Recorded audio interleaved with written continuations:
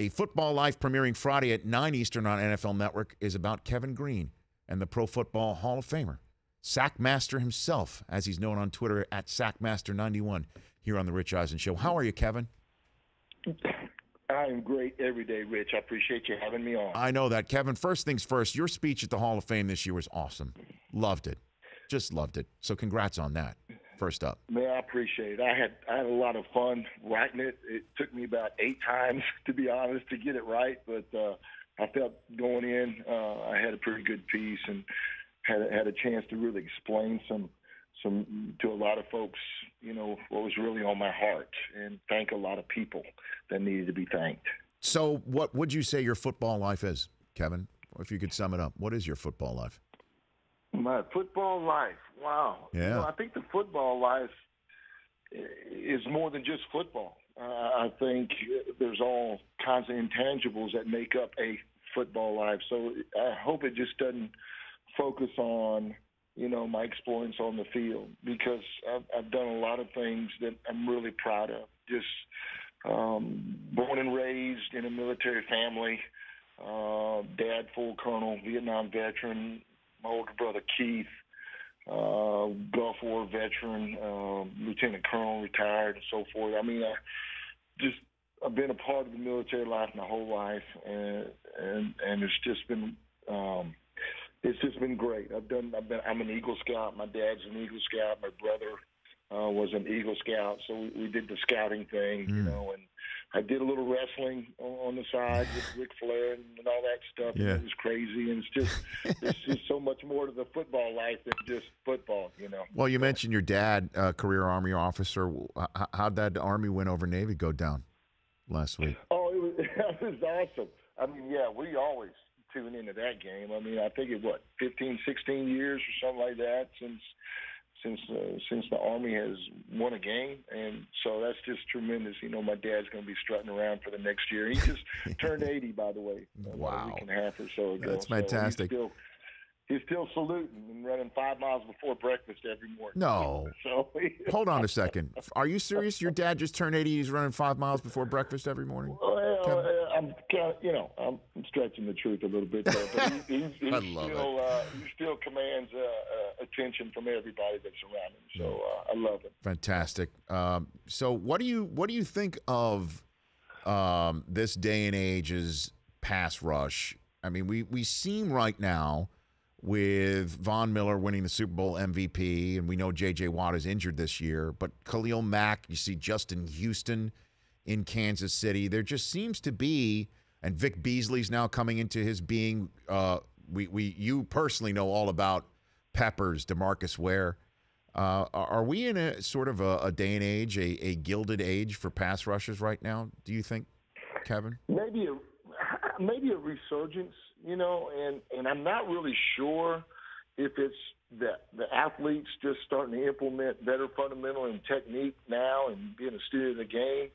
I'm not sure if it's that or if it's more of a decline of the technique and fundamental of offensive linemen in their pass blocking skills. I'm not sure that's being thoroughly taught the right way to pass block now. So it's hard to say, you know, what the cause of it. But I am a fan of DeMarcus Ware and Von Miller and what they did in the Super Bowl. It shows you what those two outside backers in the 3-4 can really do together. And I had that with Greg Lloyd, you know, at Pittsburgh and so forth. So and then Justin Houston and Tom Bahali and D Ford, I think, that Auburn kid there at Kansas City, and they're doing some good things as well. So those 3-4 outside backers, if you got 2 of them, you can really bring some heat on an offense. Kevin Greene, A Football Life premieres again Friday, NFL Network at 9 Eastern time. Do you miss coaching? You know, a little bit. I surely do. Yeah, and I think I'd weigh some opportunities if they came my way. To get back in. It was a lot of fun coaching Frank Zombo and Clay Matthews and all my kids there in Green Bay, and they listened, and we had a lot of fun. We won a Super Bowl in 2010, and of course that's fun, and so we kicked a lot of butts, and I was a part of it. So yeah, coaching is a lot of fun. So what do you make of the Packers' struggles? I mean, you know this team inside and out, and now they look right now over the last 3 weeks like a team like, say, that 2010 Packers team right now. They've got that defense buzzing and Aaron Rodgers playing at the top of his game. But why do you think the inconsistencies creep in, Kevin?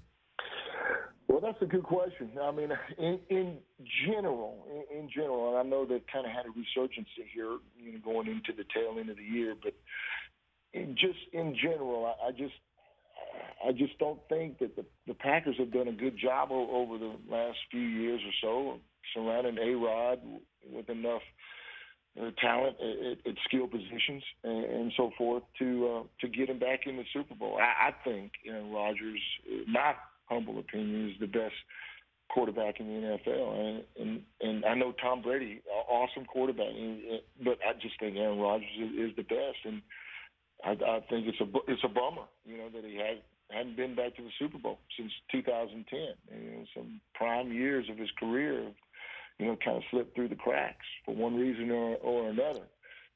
But they are starting to, make a mad dash for this final road home toward the tail end of the season, trying to get into the playoffs. And then once you're in, Rich, anything can happen once you're in the playoffs. No doubt about that. What'd you make of Eric Dickerson and the Rams having such a public spat in recent days, with the Rams now back in the spot where you were drafted into the league, spending all those years with the LA Rams, Kevin?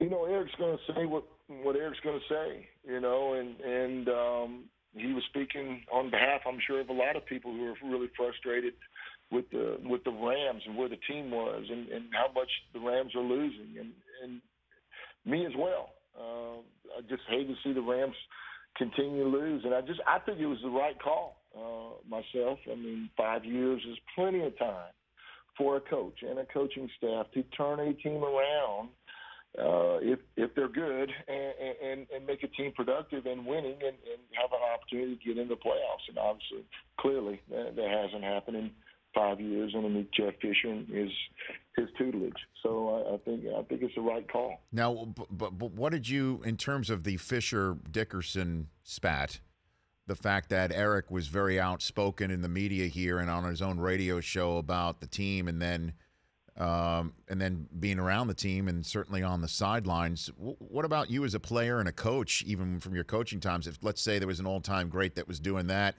would it have been uncomfortable for you to have the all-time great around? Rich, I mean, like I said, Eric's going to say what he wants to say, and just like I say, what I want to say, but there's no question that Eric is a passionate Ram fan. Hall of Famer in his own right. I mean, good Lord, one of the best running backs ever. And because of that, he can say what he wants to say, and he's convicted about it. And but I understand that it's tough when you have a guy of his caliber, speaking bad things about the coach and the coaching staff and so forth. So it's a little strange kind of dichotomy there. But I'm gonna stay away from anything else controversial on that. I agree that it is the right call here to move on from Jeff Fisher, because I don't think he was going to turn that team around. And then part of your football life, at the collegiate level, you mentioned Auburn when you mentioned D. Ford before. You go from an ROTC program walking on the Auburn Tiger football team, and on that team you got Bo Jackson sitting right there. Can you believe you're in the Pro Football Hall of Fame and Bo, because of circumstances, is still on the outside looking in, Kevin? It doesn't seem right. Well, it's nothing to do with you. I mean, you deserve to be there. You deserve to have been there way before you got in there, just so you understand what I'm saying. No, I copy all that. I'm just saying about Bo. Bo, he's the best I've ever seen, and I can say that. I played against Emmett, and I had an opportunity to play against the great Walter Payton and Barry Sanders and Marcus Allen. I played against them all, and I hit them all. And I could just tell you, from my humble opinion, the best, bar none. was Bo Jackson. His combination of athletic ability and speed and skill and power. I haven't seen it in another back that I played against or that is playing now. I mean, and the injuries I know took the toll on Bo, and he had a short career. But if he would have stayed healthy, he would have broke all kinds of records. So he, unfortunately, is one of the best ever that probably won't be in the Hall of Fame because of the durability issue in the NFL. You got to, put a lot of years in the bank. Again, Kevin, thanks for calling into the show. And I meant what I said. It was really just a terrific speech. And obviously, the national media, everyone was all got Favre'd. It was a tidal wave of Favre. But your speech was as good. It was terrific. Really was, Kevin. So congrats on all of that. No, I appreciate it. I just think it was important for me to just give some love to our men and women in blue, that have been, seems like, dissed publicly, as of late, and then all our brave men and women in the armed forces that carry the torch of freedom for our country each and every day. All right. It's important to recognize that we're free and for a reason. Yep. So, I'm with you. Absolutely with you. And again, congratulate your dad on that big Army win. Yeah, man. Thanks, Rich. Appreciate it, buddy. Always. Kevin Greene of Football Life on NFL Network Friday at 9 Eastern Time right there.